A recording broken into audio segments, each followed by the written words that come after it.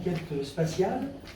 La transition entre les arts et le cosmos, finalement, est assez aisée, parce que de l'avis de tous les astronautes, la Terre est esthétiquement la planète la plus belle, c'est ce qu'on nous dit. Mais la musique, par exemple, est impuissante à se frayer un chemin dans l'univers cosmique.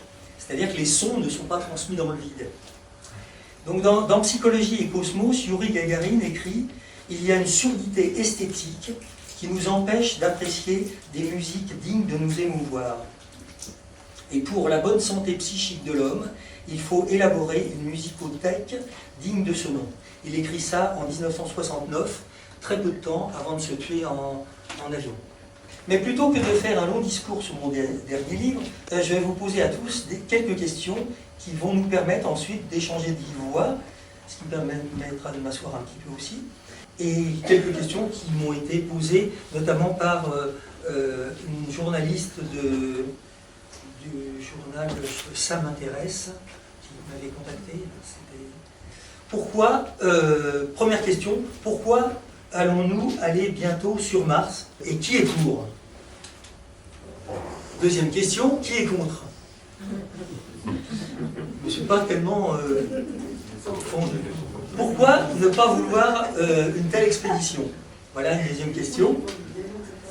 C'est pour lancer le débat. Pourquoi faut-il d'abord s'installer sur la Lune?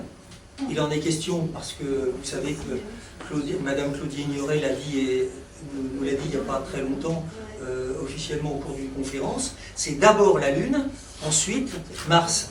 Nos motifs de conquête sont-ils purement scientifiques? Troisième question. Et voilà, dernière question. Ces projets sont-ils compatibles avec la lutte pour la défense de notre planète, c'est-à-dire la lutte contre le réchauffement climatique? Voilà. S'il veut prendre la parole, qui est pour? Alors, qui est pour la planète? Alors, on va faire ça comme à la fin. 1, 2, 3, 4, 5, 6. Moi, je suis d'accord, mais il ne faudra pas, malheureusement. Mais bon. Moi, je suis déjà dans la Lune souvent, alors c'est pas la peine. Bon, 7. Qui est contre? Tout le restant. Oui, on est minoritaire. Non. Qui s'abstient? Ah, il y en a beaucoup qui s'abstiennent. Ah oui, Bon. Pierre, il voudra. Alors, les raisons de l'abstention. Quelles sont les raisons de l'abstention? Ça sera intéressant quand même. Ceux qui ont dit pour, Jojo. Alors, dis-nous, en 2 mots. Moi, je pense déjà que c'est dans la nature de l'homme d'aller voir ailleurs, toujours un peu plus loin. D'aller voir ailleurs, tu parles des femmes? D'aller voir ailleurs, je ne comprends pas bien là. Explique-toi.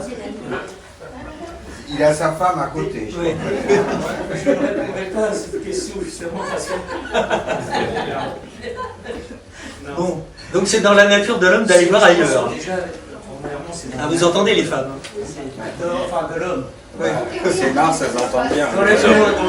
Dans le mot sapiens. Alors, De conquérir, d'aller voir des nouveaux bien sûr. espaces, territoires. Et puis, je pense qu'il faudra bien aller chercher autre part ce qu'on n'aura plus assez sur Terre. C'est toi qui as donné les conseils à Elon Musk alors? Parce qu'il a dit récemment, nous sommes 7 milliards sur Terre et sur Mars il n'y a personne. Oui. Pourquoi est-ce qu'on est sûr qu'il n'y a personne sur Mars? Voilà. Ça c'est une autre question. Ils sont pas en jaune ni en hermine, ils sont verts. Oui, mais peut-être c'est eux, les gens qui vont d'autres planètes, qui veulent venir ici, les êtres en tout cas là-bas, qui veulent venir sur la Terre. Pourquoi on ne se pose pas cette question? Pour l'instant, entre Mars Attack et on n'était pas tellement ouvert à l'accueil. C'est ça. C'est peut-être une des raisons. Alors, d'autres avis? Peut-être contre? Ceux qui sont contre. Pour les virus, on ne sait jamais. Moi, j'en ai marre des virus. Je pense que tu n'es pas le seul. Ça peut être une forme de colonisation, on peut le voir comme ça. De toute façon, c'est une mondiale. Et le terme utilisé par les astronautes, c'est quand même la colonisation. Mais pris, enfin, le terme étant pris dans un sens positif. Quoi d'autre? Monsieur le représentant de du ministère. Le représentant du ministère de la Culture, comme tu dis, s'est abstenu parce que il y a tellement à faire sur Terre. Alors, bien sûr, on peut rêver, c'est bien, c'est magnifique, hein. Mais il faut aussi quand même se préoccuper de plus près de tous les problèmes des humains sur Terre, à mon avis, voilà, avant. On peut se faire parallèlement, mais enfin, pour moi, c'est pas un objectif immédiat. Voilà, ça c'est une question que je pose dans le livre. Jusqu'à présent, l'histoire a montré que à chaque fois qu'on colonise, que l'homme va quelque part, il y a des guerres. Il a anéanti quelque chose. Comment? Il a anéanti l'autre. C'est ça. Il a la prétention d'apporter la civilisation. Alors, je pense que même en restant chez lui, il y a des guerres quand même. Oui. Même en restant chez lui, il y a des guerres quand même. C'est les peuples qui n'ont pas colonisé, on fait la guerre autant. Oui, c'est vrai. C'est vrai. Nicole a une idée là. Oui. C'est divin, pourquoi tu me l'as dit dans l'oreille? Ça, c'est de la thérapie, ça. Nicole? C'était une grande curiosité existentielle de vouloir y aller. Oui, c'est presque une pulsion. Moi, j'ai appelé ça une pulsion d'exploration. Parce que depuis l'origine des hommes, depuis Homo erectus, j'ai inventé un autre terme qui est Homo spatialis.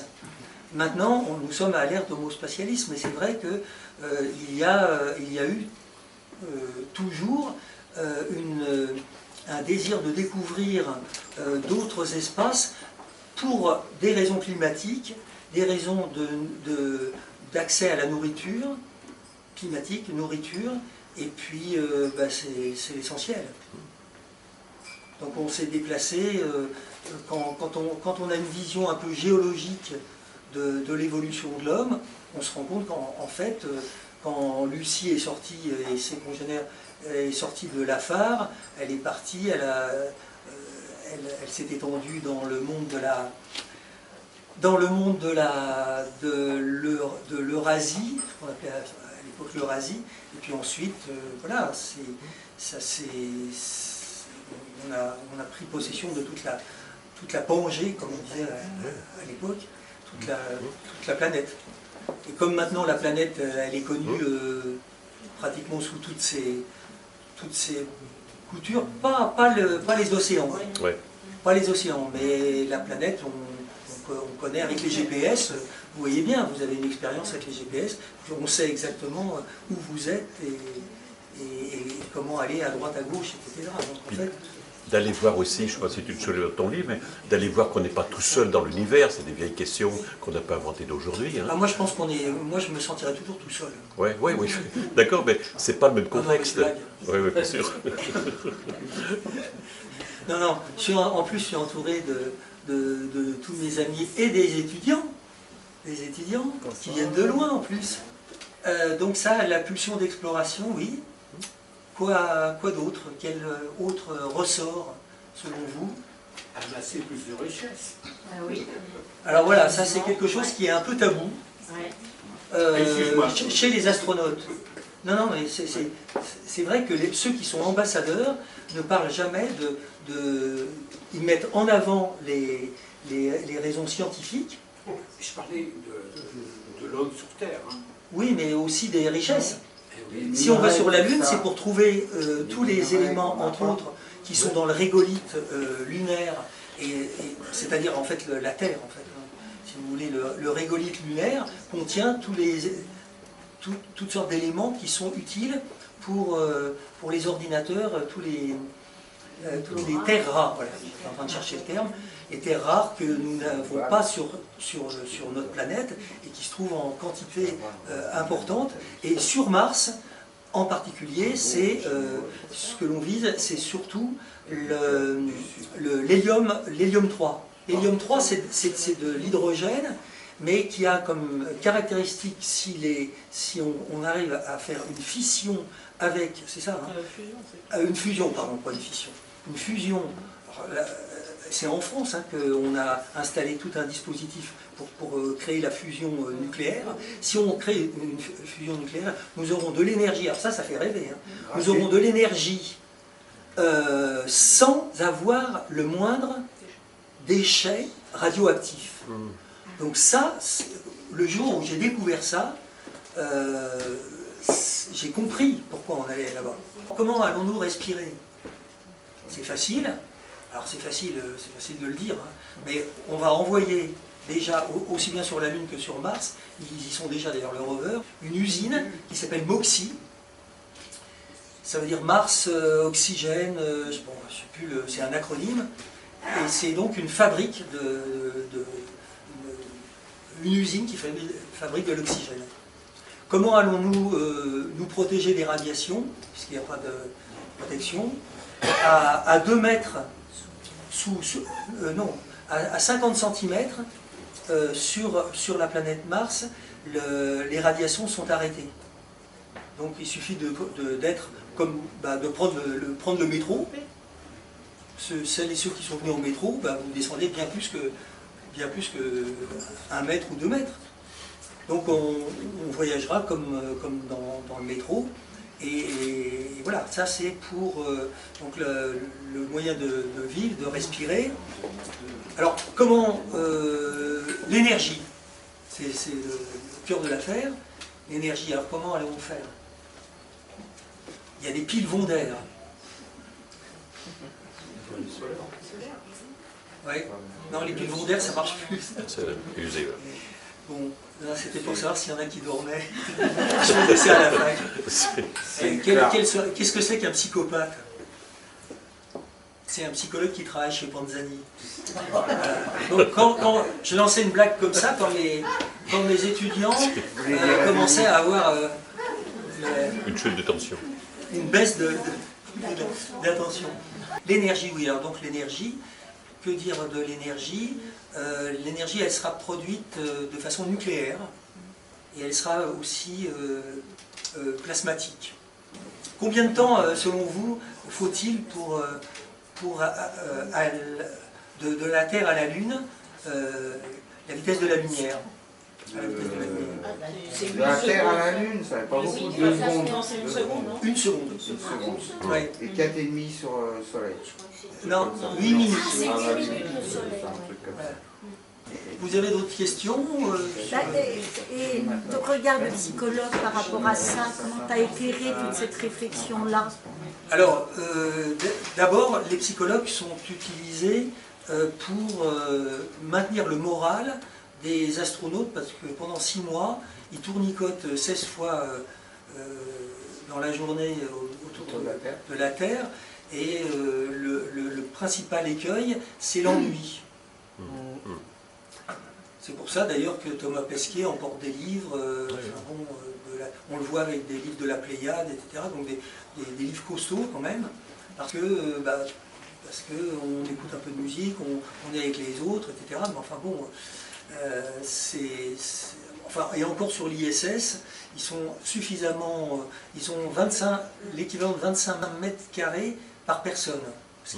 Quand ils sont 6, c'est très grand. Ah oui, c'est ça, qui fait la taille d'un terrain de football. Donc vous mettez 6 personnes, voilà. Mais dans la capsule Orion qui va aller sur Mars, là ce sera plus exigu. Donc là, il va falloir aborder, il va falloir que des psychologues au sol puissent soutenir le moral, et puis soutenir le moral et écouter, mais avoir une écoute psychologique pour répondre à ta question, parce que ça arrive aussi qu'ils se disputent. Et quand ils se disputent, ils se font la tête. J'ai eu la chance de rencontrer d'abord beaucoup d'astronautes, surtout américains mais russes, et il y a un des Russes qui, pas celui que j'ai rencontré mais un autre, qui dit mais au bout de 6 mois, on avait envie de se tuer. C'est-à-dire on ne supportait pas, voilà. Donc là il faut il disait, pour répondre à ta question, il faut qu'il y ait des personnes qui connaissent un petit peu l'état de confinement, si je puis le dire. Ça s'appelle des conditions ICE. Isolation, Confinement, Extreme. Donc les conditions ICE, on les connaît, nous, on les vit. Et vous voyez bien qu'on les vit mal. Non mais il pourrait se faire coacher par des prisonniers. Moi je suis en train de lire un truc, parole de détenus. Hein, je peux dire qu'ils sont dans un confinement très très court. C'est sûr. Qui s'en sortent et qui la mettent, qui font quelque chose de cet isolement pour devenir, changer de vie, devenir quelqu'un. Avec l'aspect du futur que tu as parlé tout à l'heure. Être dans le futur pour pouvoir. Pourtant, eux, ils ont bien réussi leur vie, donc je ne sais pas comment le futur. Les astronautes, souvent, c'est un désir profond. Hein. Et apparemment, ils ont dit que les équipages mixtes, quand il y avait une mixité, ça adoucissait les rapports, les messieurs se tenaient un peu mieux quand il y avait une dame. Oui, c'est prouvé, oui. Mais d'ici là, ça sera genré, à mon avis. Comment? J'aborde aussi la question de la mixité, la question de l'amour et de la sexualité. Je parle de l'amour. La question de la sexualité, elle est un peu difficile et différente. Mais la question de l'amour, elle a été résolue tout simplement par Claudie Aigneret, qui s'est mariée, elle, à son retour, puisque c'est pas... Bah oui. Elle a fait l'amour en apesanteur Non, mais on lui a déjà posé la question. Et moi, je ne vais pas poser la question parce que... non, mais je ne vais pas poser la question parce que, en plus, elle est assez spéciale. Elle est jolie, mais je pense qu'elle a un écran, cette femme. Non, oui. Elle pose peut-être pas la question facile. Elle botte en touche en disant c'est pas le sujet. Mais bon, donc l'amour a été... Il y a eu un mariage qui a été réalisé entre une Américaine d'origine russe et un Russe. Et le mariage a été considéré comme nul. Ah bon? Oui. Et pourquoi?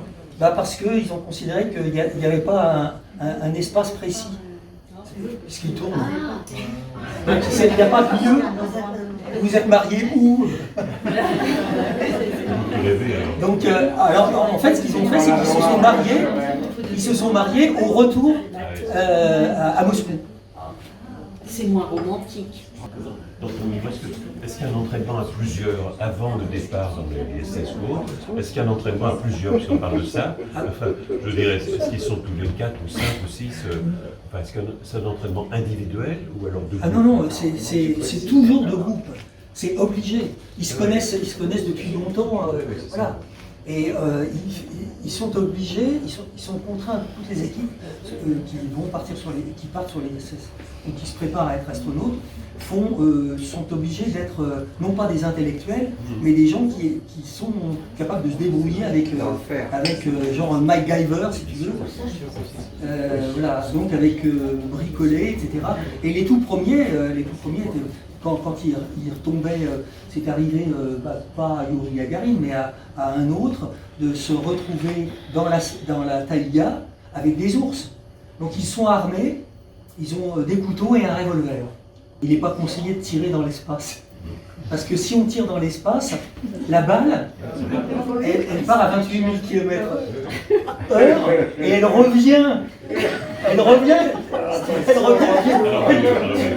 Si tu tires comme ça devant toi, tu te prends la balle, pas longtemps après, tu te prends la balle derrière. C'est une manière de se suicider, quoi. Mais quand les équipages sont constitués, ils travaillent ensemble un peu avant de partir et on voit comment ça se passe. Oui. Est-ce qu'on peut enlever quelqu'un qui visiblement va pas du tout avec bien le sûr, groupe, de toute façon. Alors il y a select-in et select-out.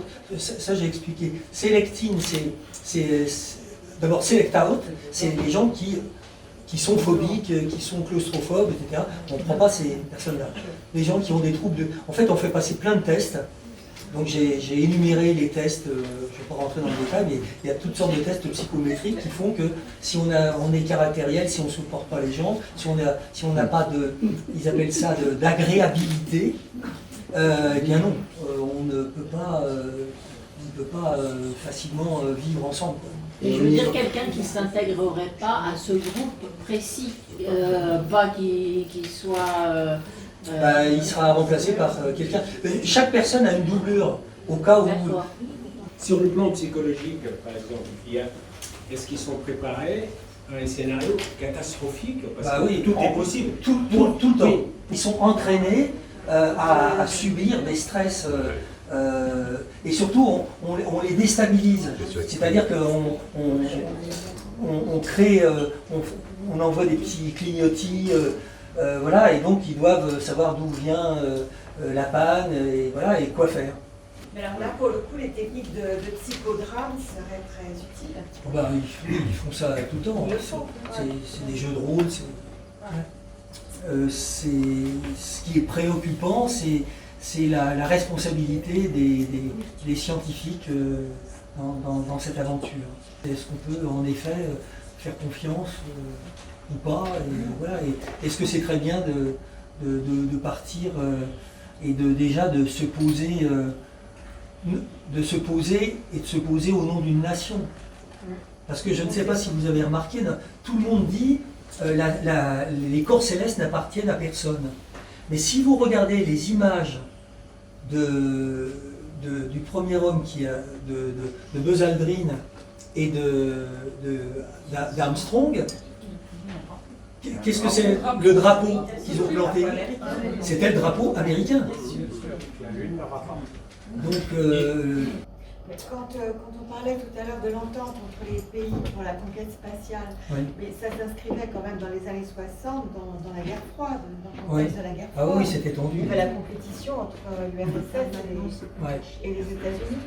Oui, mais ça avait un aspect positif parce que justement, il y avait la guerre entre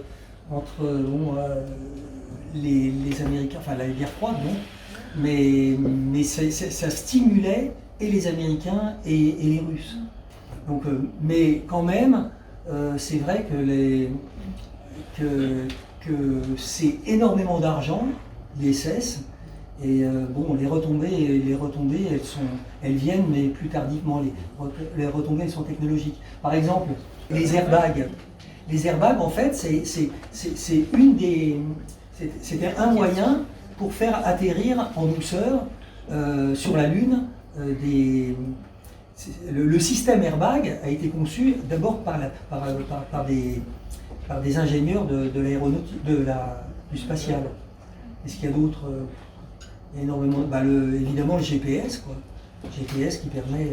Il faut 3 satellites, voire 4 satellites, puisqu'ils ne tournent pas ensemble. Donc il faut, quand vous donnez X, Y, Z, quand vous donnez vos coordonnées, il faut qu'il y ait au moins 3 satellites, parce qu'il y en a un qui se trouve en Chine, un autre qui est je sais pas, au Japon, un autre qui est à Clermont-Ferrand. À ce sujet, est-ce que vous pouvez nous parler des taïkonautes? Les taïkonautes, je donnerais plutôt la parole à Winnie ou à Yann. Vous pouvez nous dire des choses sur les taïkonautes et les astronautes chinois? Déjà, il y a un avantage chez les Chinois, c'est qu'ils sont plus petits. Et ça, c'est très important parce que la taille est importante. C'est pour ça que Gagarin avait été choisi, entre autres, parce qu'il était petit. Il ne faut pas mesurer plus d'1,80 m. Mais encore, 1,80 m. C'est grand déjà, 1,80 m. Bah oui. Mais Thomas Pesquet, il est plus grand que moi. Hein. Et donc, ce que je peux dire des taïkonautes, c'est qu'ils sont, comme de tout temps, les champions dans le domaine des mathématiques, de la physique et de l'astronomie. Ça, c'est la gloire de la Chine traditionnelle. Vous pouvez nous dire quelque chose, Winnie, sur... non? Oui, mais d'abord, ça fait longtemps que je n'ai pas regardé la télévision, afin d'éviter des informations par hasard. Oui. Et puis, voilà, par rapport aux Chinois dans l'espace, d'abord, je suis d'accord avec vous, parce qu'une fois on a un petit taille, ça prend moins d'énergie. Ensuite, moins quantité. Comme ça, quand on monte dans l'espace, ça prend moins d'énergie chimique. Du coup, Voilà. Et par rapport aux autres, je suis difficile de rencontrer parce que je ne sais pas trop. En tout cas, les Chinois ont été les premiers à réussir une simulation d'atterrissage sur Mars. Donc ils sont véritablement à la pointe. Il reste peut-être un point qui peut paraître assez complexe, ou enfin difficile à comprendre, c'est la station debout et la pesanteur. Bon, en réalité, il suffit d'être dans un système qui tourne, et on ne s'en rend pas compte, dans un système qui tourne avec un mouvement uniformément varié. Voilà. C'était mes souvenirs de chimie. Et donc, quand vous êtes dans un avion, vous vous déplacez, vous avez l'impression de ne pas bouger. Là, en ce moment, on bouge. À quelle vitesse? Est-ce que vous savez à quelle vitesse on se déplace? À la vitesse de la des milliers de kilomètres. Combien? 20 000 km. Mais pareil, là, beaucoup de kilomètres, kilomètres/heure. Beaucoup de kilomètres.